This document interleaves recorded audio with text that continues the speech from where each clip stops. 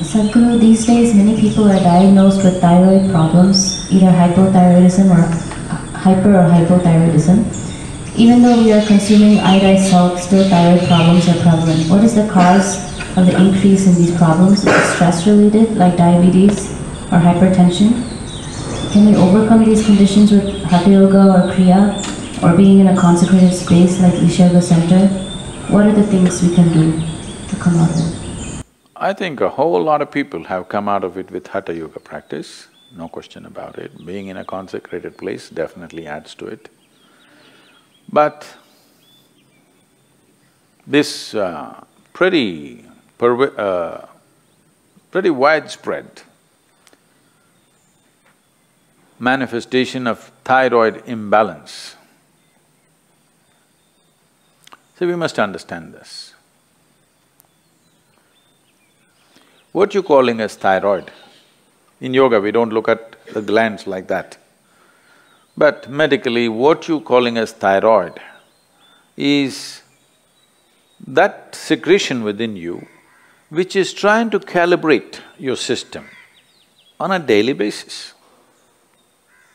It's just calibrating how much digestion should happen, how much energy should be produced, how much fat should be produced, how much muscle should be built, everything.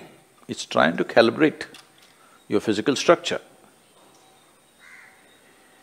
Your physical structure is very closely related to your psychological structure. Today, there is substantial evidence to show you that if you sit here and think of the mountain, your glandular function will happen in a certain way. If you think about a tiger, it'll happen another way. You think about an ocean, it'll happen another way. You think of a man or a woman, it'll happen another way. Just a thought, nothing. No contact with mountain, no contact with tiger, no contact with man, woman or ocean.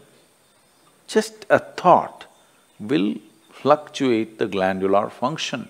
I'm saying that is how fine the system is, that it is trying to calibrate everything to keep you in a good place.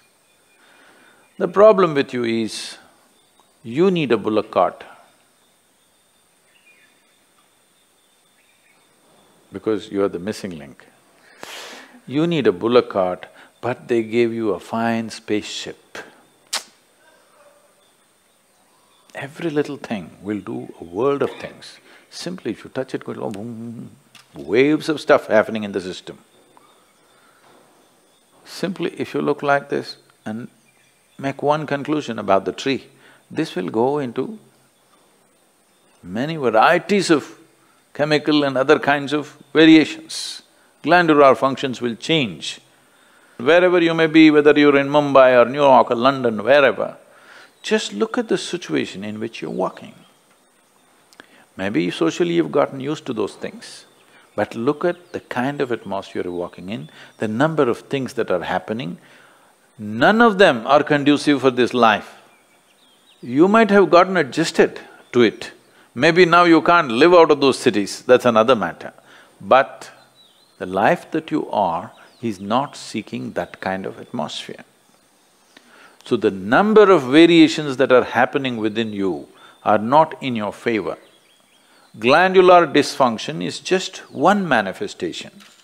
A very highly calibrated function of glandular function, one thing is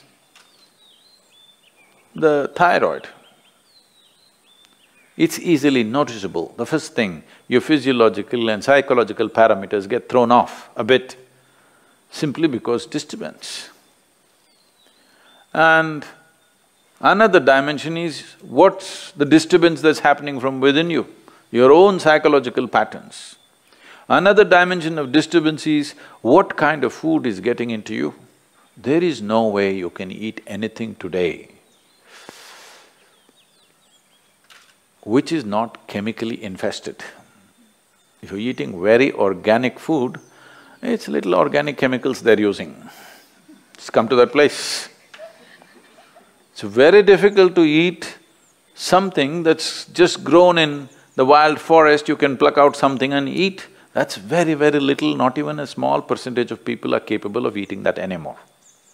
It's all from the marketplace. And what goes into the marketplace is all about more, not about what. And also this, in this country, all these things are gone now, don't worry. My grandmother, every day the vegetable seller, they used to come home with a basket. Just then in the morning they would have plucked, by 7:38 they're at the doorstep. When they come, and she will look at this, when she wants to buy it, she won't allow the vegetable seller to touch the vegetables. They plucked and brought it. It's fresh, just now it's come off the plant. But if it has to go into the balance or if she has to choose 1, 2, 3, 4 like this, she won't let them touch it. You don't touch my vegetables. This is not to keep bacteria away. She doesn't want that woman or that man to touch the vegetables that her children and grandchildren will eat. She will touch it in a certain way.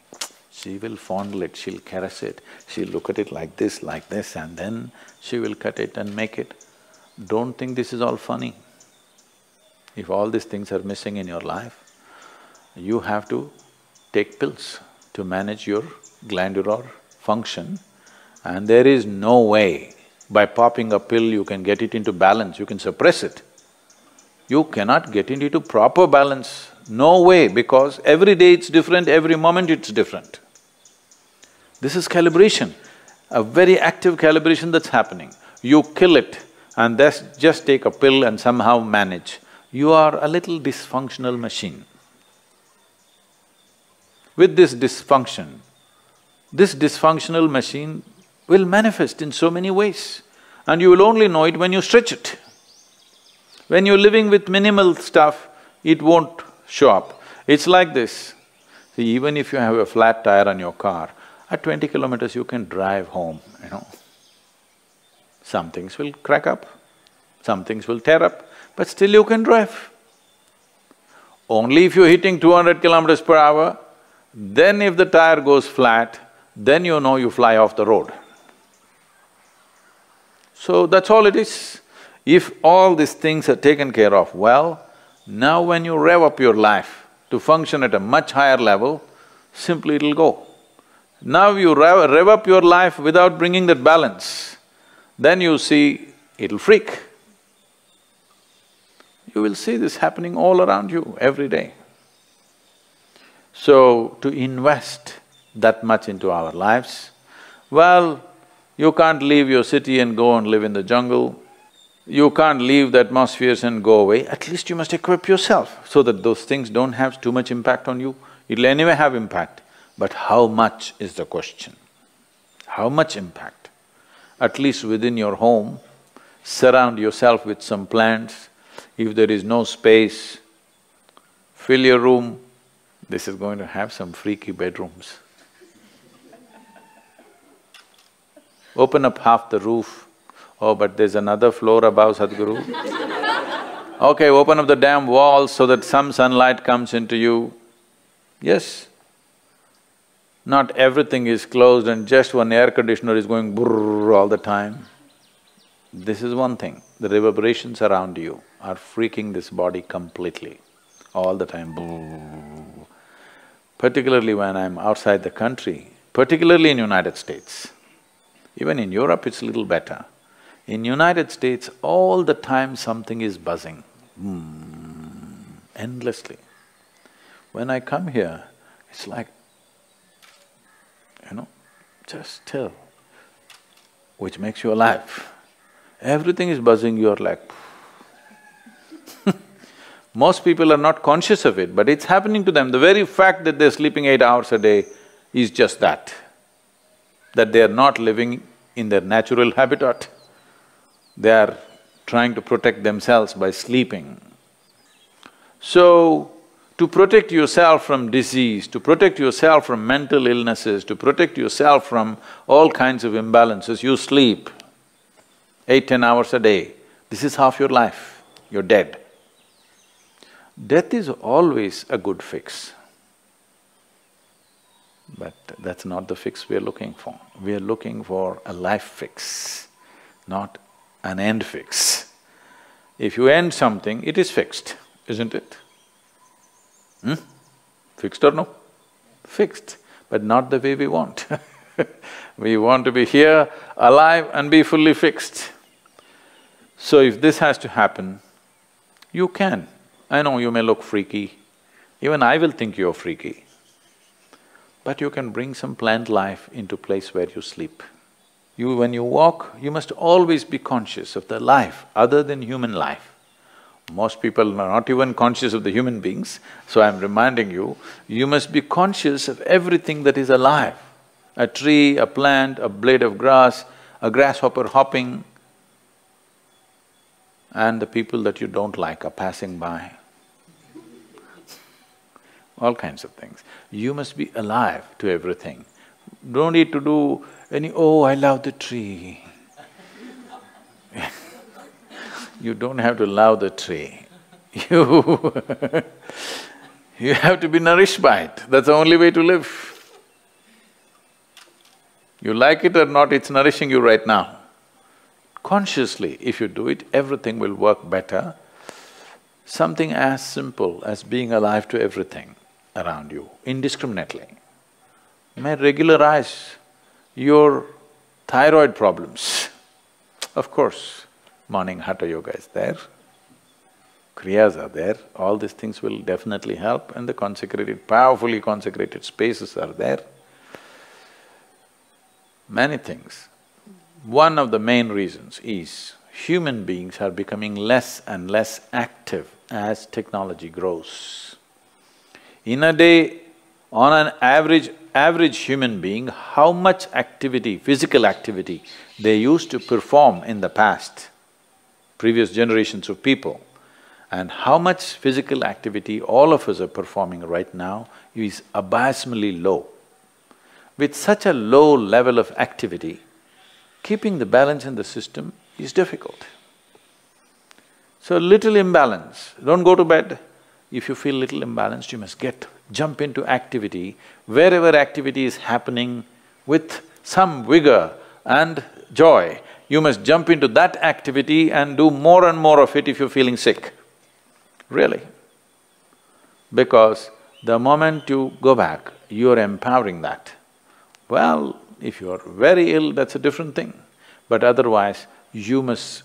we are talking about essentially glandular dysfunction of various kinds. Activity is a simple solution for everything. And don't make activity, for those of you in New York, I'm telling you, don't make activity, you have that health band on your thing.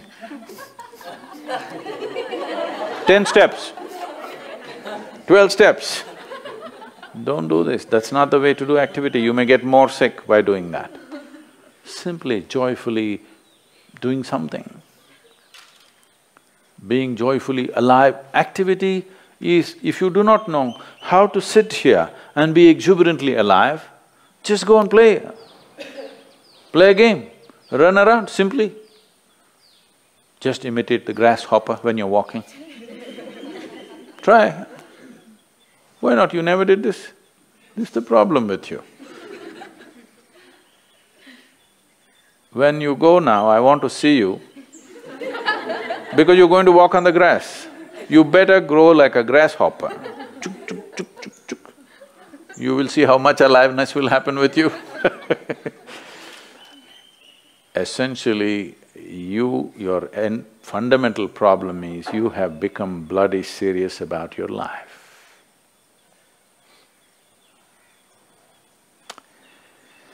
So, we have to again remind you, you will die anyway. Don't be so serious about it because it'll get over in no time.